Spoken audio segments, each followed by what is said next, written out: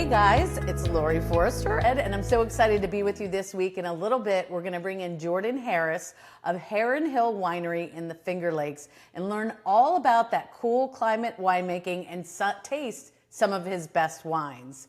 But every week, as you know, we start out with a sipping point, a little wine tip, some wine education that you can take, some practical info. I do events all around the country, whether they be corporate or fun consumer events, and people are always asking me questions. So I'm going to leverage some of those, but I'd love to answer your questions. So if you have any wine questions or topics you want me to cover, email me at laurie@thewinecoach.com or find me on all the socials at The Wine Coach. I'd love to hear what you want to know more about and cover that here in the show. But this question actually came to me about talking about a wine's legs. I don't know if you guys know about the legs of your wine, but it's actually a fun little tip and trick that we use in the wine business to learn a little bit more about the wine without maybe knowing exactly what's in our glass. We do a lot of what I call blind tasting, meaning you're tasting the wines, not knowing its identity. It helps you really focus on the wine without bias, without what you think you already know about that grape or that winery or the price. And it allows you to really work on your tasting skills. And if you know any other wine professionals like me, you know tasting is everything. So let's go ahead and talk about a wine's legs. Here I have a little bit of Jordan's classic dry Riesling, which we're going to talk about here in a minute.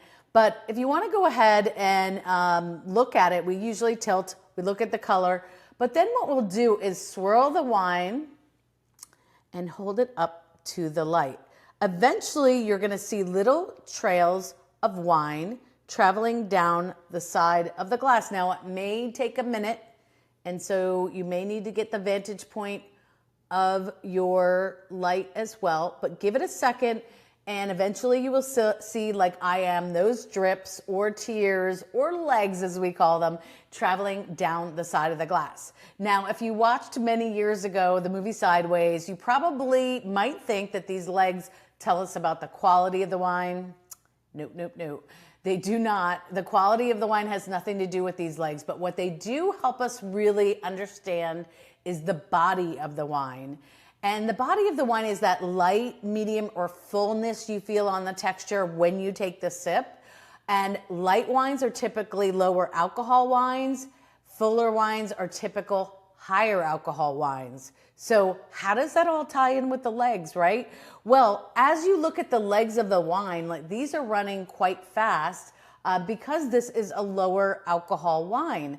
If these were fatter, more slower moving legs, then we're moving into that medium or fuller body category. So the legs give you a little indication of the alcohol percentage of the body in the wine. And that body is, as I said, pretty equatable to the alcohol percentage. So that's the real deal with the legs. And if you're just at a wine store and you don't have the opportunity to look at the legs of your wine, but you want to know, is it a light wine? Is it a medium? Is it a full body? Just look at the alcohol percentage. Anything under 12% are light-bodied wines. Anything between 12 and 14, you're medium-bodied, and over 14% alcohol are your full-bodied wines. So that's a little tip and trick for when you go into the wine store, and that's this week's sipping point. But I'm so excited to bring in my friend Jordan Harris. We met years ago, I think it might be 2011, when he was a winemaker at Tarara Vineyards in Loudoun County, Virginia. But he actually grew up in Canada and has always been passionate about food and wine. He studied at the Niagara College in Canada. He studied winemaking there and was really rated one of the up-and-coming under 40 winemakers by Wine Enthusiast. But his winemaking in Canada led him to Virginia, where I met him. But he always had that little notion to get back to the cool climate, to get back closer to home. And in 2020, he did just that by joining Heron Hill Winery, and I had the pleasure of visiting the winery in mid-May of this year, 2024, was blown away with the wines from his winery and the entire region. So I'm very excited to have Jordan Harris this week on The Sipping Point, and here we go. So welcome to The Sipping Point. We have Jordan Harris here. You are dialing in from up there in the Finger Lakes at Heron Hill Winery. Thank you for joining us. Oh, thank you so much, Laurie. This is really exciting. It's beautiful time of year. So. I know, and we met years ago when you were making wine in Virginia, and I was so excited when I visited the Finger Lakes in May to find out that you're up there now. So tell me a little bit about your journey with Heron Hill and why you're loving it so much. Sure. Yeah, so, and I know that you've also met my wife as well, yes. Jen, so that's kind of exciting. But it dates back to even when the two of us were in school for knowledge of viticulture in Niagara in Canada. And so both of us are born and raised in Canada, and we would, on our off time, we thought, let's go to the Finger Lakes. We'd come visit every once in a while. And while making wine in Niagara, we always just kind of thought, wouldn't it be fun to go make wine in the Finger Lakes one day? And it became this dream of ours. But then the dream got derailed. We got married, and then we went to Virginia. And honestly, we thought we'd be in Virginia for 6 months. Like, we were just a couple of kids with nothing to do. And we're like, we just wanted to try something new. And we thought that we would do Northern Hemisphere, Southern Hemisphere, just bounce back and forth and do harvests. 13 years and 3 kids later, we were sitting there in Virginia going, I guess we're not going to Australia in the winter, are we? So, but then when COVID hit, it just sort of, like everybody, regrouping and kind of trying to figure out life and what's going on. We just decided at that point that was, let's live out that dream that we thought about, 15 years ago almost. And it also brought us closer to home. And, nice. When we had the opportunity, and I saw Heron Hill come up, it just has such a storied history here at this winery. I had heard about the Ingles in the past and Ingle Vineyard and wines that had come off of that site. And, just like, it's really cool to be able to work with these 50-year-old vines with one of the pioneers of this cool region. And we always said we wanted to do it. That opportunity is here. We have nothing else that we're doing at the moment. So let's give it a run. And, man, what a cool decision. Absolutely love it here. Yeah. Yeah, and it's been on my bucket list for the longest time, and I finally was able to get there this year, which was amazing. I was blown away by, first of all, how many wineries are up there. I didn't really understand the magnitude. I knew there was great wine and great cool climate wines. Specifically, Riesling was one of the things that drew me to the region. Back in the day with Dr. Frank and some of the other big names there.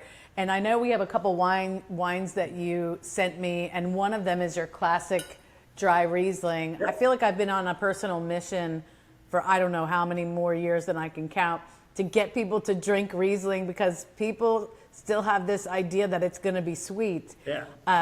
And I love the Finger Lake dry style of Riesling. So tell me a little bit about why you make it this way and what you love about this style. Yeah, so and part of the decision of coming back here as well was, we love Riesling and Cabernet Franc and Pinot Noir and, those, Cabernet Franc is plentiful in Virginia, but there's not a whole lot of Pinot Noir and Riesling. And so we missed those. And we missed the cool climate viticulture and, Riesling being a big part of that from when we lived in Canada. So as well, that was one of the draws here. Stylistically, what drives towards that dry Riesling is, it's just, the big part is it works. Like, it's just something that does well here. There's a lot of places that are doing a great job with it. You mentioned Dr. Frank has several dry Rieslings as well, just up the street from us. We make most years 5 different dry Rieslings. And then we have a semi-dry and we have a semi-sweet as well. But, within our category, we do a lot of Riesling. And so, yeah, I mean, what drives it is, the sites and how things work here in the Finger Lakes. I mean, everything is either east or west facing for the most part because you've got the lakes running north-south. And I tend to like the Riesling coming off of the west side of the lake, so the east facing, where it's got that bracing acidity. But something that, is really cool in the Finger Lakes as opposed to even other Riesling producing areas is we could get this really neat balance and complexity that comes from having the 2 different slopes. The east facing, they tend to be these really electric, racy wines, but then you have some of the west facing slopes that are this riper, stone fruit, viscous styles of wine, right? So like you're taking the best of both worlds and being able to create this dry wine. And because we have some of those areas where we can get some really ripe characteristics, that's what's balancing the drier Rieslings as opposed to sugar having to balance the acidity. So the acidity's still there, so it's still that racy, refreshing style, but balanced with just a ripeness and a viscosity that comes with the slopes that we have, and also from great drainage, right? So all of our soils, for the most part, I mean, they're pretty sandy loams. There's not a lot of topsoil before you start getting into shale, and so the drainage is there. It's all in these slopes, so the water rolls away from it as well. All combined, it's just about getting that ripeness that balances with the acidity that we can do pretty well here. It really is, and so much great citrus on the nose and stone fruit, nectarine. But what I love about the Finger Lakes that I was definitely looking forward to, and it came through, is there's also mineral notes because of that cool climate and the way you guys are styling this that, is European in a way, I guess, if you want to think of it that way. But it's a beautiful Riesling. And one of the other things, and I'll paint the picture for everybody, if you get a chance to visit Jordan at Heron Hill, the views are spectacular. I know you guys just won Best of Views or something for a winery in your area. You're kind of on top of this hill and just all directions, it's just beauty. Yeah, I mean, and especially this time of year, it's kind of exciting because harvest just started and our crush pad is right underneath where the tasting room sits, looking out towards the lake. So, this is my favorite time of year, not just because of, it's the new vintage and all that kind of stuff, but I spend most of my time hanging out on this crush pad, looking down towards the lake and the view with dealing with grapes. It's pretty exciting. So, yeah, I do love the view. That's awesome. Yeah. Your crush pad. It sounds very fun. Yeah, great name for a wine bar or a club. Cool. Maybe we should open one. Now, I know, there are also great sparkling wines, and I did have some sparkling options. Jesse in your tasting room took great care of us. But red, a lot of people might not think red wine, Finger Lakes. They certainly would, if they know anything about it, think Riesling. But the red wines you're making, you mentioned Cabernet Franc, but we also have the Blaufränkisch grape, which people may not be super familiar with, but that's kind of what I put here in the middle as our next one to talk about.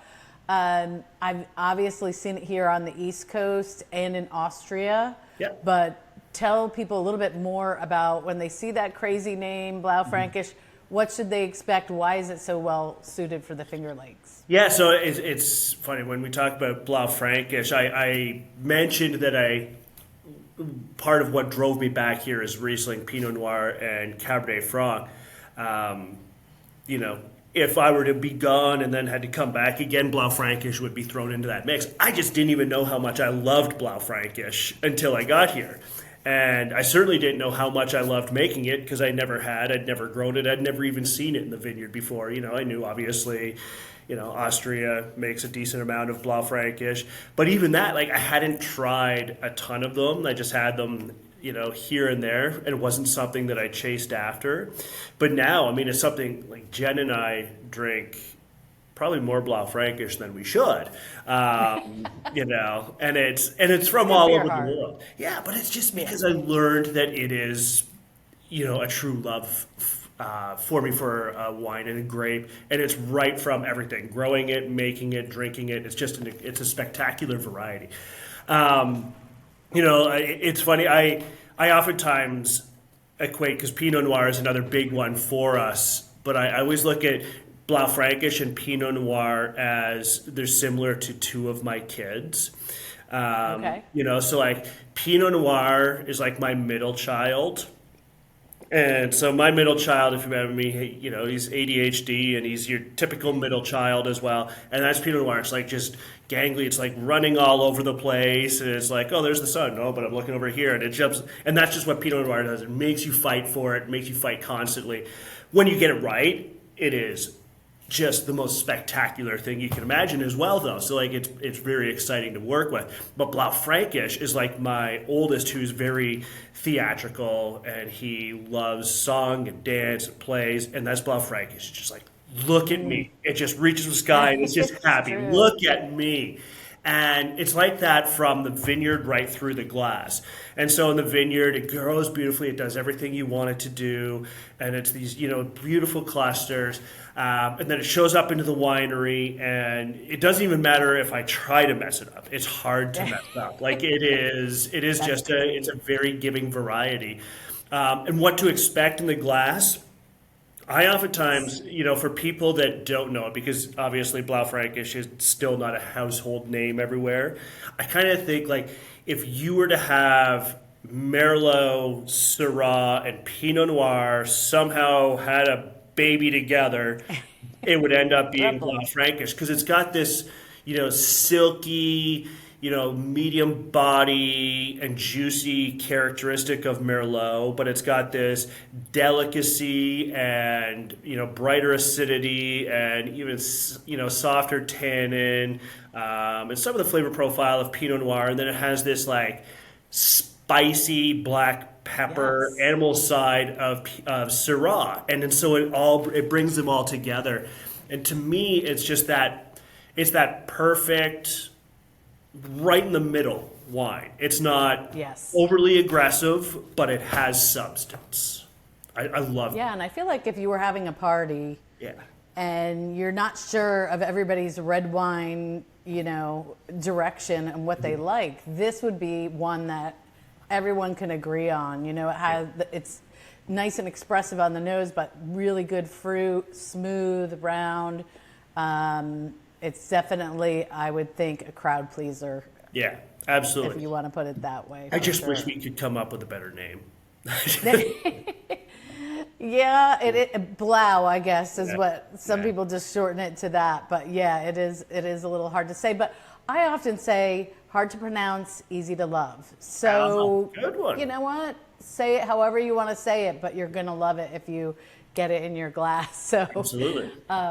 And these are all part of your classic line, which seems to me like focuses on the varietal and varietal characteristics and what the finger lakes can do with each of those. Is that correct? Yes. So the Blaufränkisch that you have actually comes from our Ingle Vineyard bottlings, but there is a Blaufränkisch in our classic line. So our classic line is exactly that. It is the varieties that we feel are most representative of the Finger Lakes. Yeah, so that was the Ingle Vineyard bottling. Nice. Yeah, so that's our higher end, for the lack of a better word.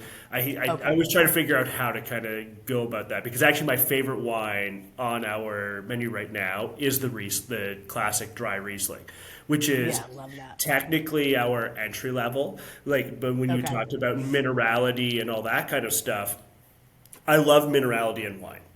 Don't get me wrong, before I say this, but the thing with the classic is all about showcasing what we feel is the best representation of the entirety of the Finger Lakes for that variety. And so I find the classic picks up, some of that stone fruit, as you said, and some of that citrus, and some of the minerality. It picks up all of these things, but it has this really cool balance versus some of our single vineyard wines. They might just be like racy and angular and full of minerality, but don't necessarily have the soap fruit. Like our estate vineyard here, the Cuca estate site, it's never going to give you that really opulent side of the wine. It's just going to be tension, which is really cool in its own time. But that's why I like the classic, because it just has that balance all over the place. But yeah, so the Ingle Vineyard, that comes from a particular block that John and Joe Ingle have planted as well. But with all of the, so I mean, the classic line is about showcasing the varieties, and that's Riesling, Chardonnay, Blaufränkisch, Cabernet Franc, and Pinot Noir fall in those, in the classics. And then, there's the Cabernet Franc. So that's our old label there. Yeah, so if you do see, if that is the one that is, it is the one that is currently released. But the Riesling that you have there is what the new label is. 22. Yeah. So Cab Franc, you had experience with in Virginia, of course, and maybe up in Canada. I don't know if they're growing it up in Canada as well. I did visit Niagara-on-the-Lake, but it was many, many years ago before I was even in the wine business, so I probably need to go back for a refresher course up there. But so tell me about your Cab Franc and your thoughts on this varietal and what it does in the Finger Lakes. Yeah, so that was probably the biggest shift for me. But it's a shift that I've gone back and forth over. Because yes, I did make a lot in Niagara as well. But that was when I was making the wine in Niagara. I think that was a little bit before we got to the level of viticulture that we are today, and understanding grape growing and understanding varieties. It was a little bit younger. I mean, we're going 20 some odd years now in the past. So, and I know that I've certainly learned a lot more. And so I found that those were a little bit greener than I liked. So it was never really my thing. And then going to Virginia, that I was building Cabernet Franc of just opulent, rich style. Like that was just what I was able to do where I was in Virginia. And I loved the wines. They're really interesting. But, I found myself, particularly like maybe about 10 years ago, I found myself yearning for more elegance and refinement and a complexity aside from this just like really rich, powerful fruit. I wanted something else. And so I started drinking a lot more wines from the Loire Valley as well, and just exploring Cabernet Franc from all over the world. And so coming back to a cooler climate, I'm not saying that it's Loire Valley, but everywhere is its own place. And Finger Lakes, Cabernet Franc is certainly Finger Lakes. But I found that we don't have the opulence here. We don't have that richness. I'm never going to make a powerhouse Cabernet Franc. And I don't want to, because I love the Cabernet Franc that's coming from here as well. I also love the Cabernet Franc that I made in Virginia. They're just completely different styles and completely different times in which I'm going to drink them, right? So, in these, there's an herbal component meets a fruit component. It's a little bit more angular. It's a structured style of wine. It's just a really exciting variety to work with, but very different wines. Right. So absolutely. Yeah. I mean, like that would be a really fun sort of tasting to set up, and maybe a Chinon, a Virginia Cab Franc and then a Finger Lakes Cab Franc, and taste them all side by side. Yeah. And it's a great way, I think, for people to learn. I hate to use fancy words, but we talk about terroir in the wine business, which is that expression of the grape based on the place and the climate and the winemaking. But Cabernet Franc is not just Cabernet Franc. It depends, right? Yeah. So that's kind of what you're saying. Yeah, and it makes it so versatile and such an exciting variety. And there was a point where I was not a huge fan, but I've really come into this side of really embracing and leaning into Cabernet Franc for anything that it can be, right? And it's not like other varieties in that, if we were to take Riesling and have planted it where I was in Virginia, it would just simply wouldn't work. The acids would not have lasted, and a flabby Riesling is just gross. And it is. But then, and like vice versa, if I were to try to plant Viognier or Petit Manseng or Petit Verdot here, they're good. They're just not going to, like, we're not going to get the delicious fruit out of Viognier, or we'd never be able to tame the acidity of Petit Verdot or Petit Manseng, right? So like everywhere has its thing. But Cabernet Franc, somehow, as much as they are different, they're very cool wines in multiple places. It just has this really neat versatility. That's amazing. Awesome. Well, hopefully we've inspired people to want to come up to visit you in the Finger Lakes and to check out Heron Hill. But even if they just want to go to your website, order some wine or get on your wine club, I know folks can go to heronhill.com. What do you think is the best time of year to visit the Finger Lakes if folks are going to take a trip? If you want to come for like the peak of what Finger Lakes beauty is all about, October. I mean, when the foliage starts to change around the lakes as well, it is just magical. But if you want to get the greatest out of your wine experience and truly get to talk to the people in the tasting rooms and get a good wine experience, when you're here in May is typically a very good time of year. If you come just before Memorial Day, it's already beautiful out and you have the spring air, but the towns haven't filled up with the seasonal traffic yet. So April and May, I would say, are like your really good go-to months for a wine experience. But to see the overall just magical beauty of the Finger Lakes, October is fabulous. Awesome. Well, Jordan, thank you so much for joining us on The Sipping Point. These three are all delicious. I love it. And there are so many more great ones that I tasted in the tasting room. So I invite everyone to check out your website. And I can't wait to come back and visit you guys and see you and Jen when you're in town. So I look forward to that. I look forward to it as well. Thank you so much. This has been awesome. All right. Thank you. Thank you. All right, what a treat that was to have Jordan Harris from Heron Hill. If you want to check him out and their wines, go to heronhill.com. And I'm so excited to be with you guys again next Wine Wednesday. Next week, we'll be dropping our next episode. So go ahead and subscribe on Apple iTunes, iHeartRadio, or wherever you get your podcasts. And also, if you want to see some video clips from this interview, check out my YouTube channel, The Wine Coach. Subscribe and you will be able to see this interview live. Also, if you want to download my free app, it's called The Wine Coach for iPhone and Android. You can access the podcast, my YouTube videos, and all of my wine suggestions from my monthly virtual tastings on Wine Down Wednesdays, and we can connect that way as well. This has been such a treat. I'm so glad to be with you guys each week, and until then, keep on sipping.